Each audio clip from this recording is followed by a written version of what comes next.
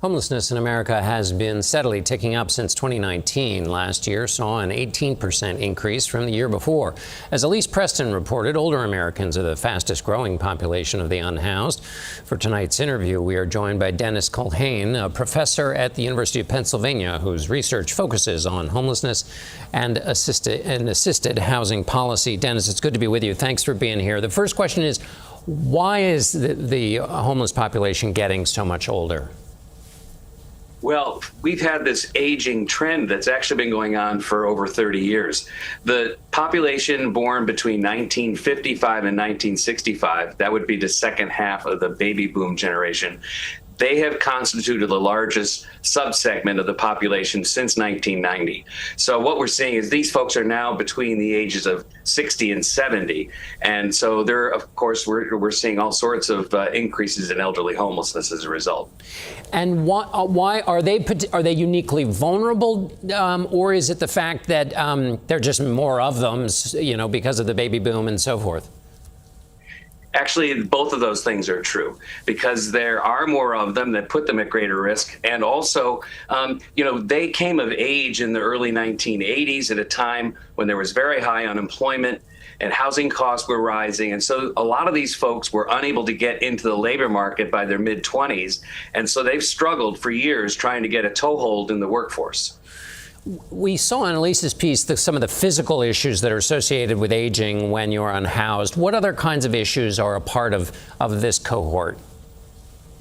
Well, right now, what's making them also at risk is that many of them have depended on their parents for housing for many years, or other relatives. And when one of those family members dies, they may lose access to their housing. So we're seeing one of the big reasons, the triggering event for many of these folks, is that they've depended on family who are passing away. But of course, being homeless exposes them to all sorts of, physical conditions and social conditions that make their life very difficult. And of course, it brings on all sorts of health conditions. And being prematurely aged, because although they may be 55, 60 to 70, they really look 15 years older than they otherwise would be. So we see a whole host of conditions that are making it much more difficult for them to get out of homelessness. And what kind of public policy issues will that then compound, will that then create? Well, we already see that we have large numbers of these folks in emergency rooms. The major impact is in healthcare systems, and they end up hospitalized at very high rates.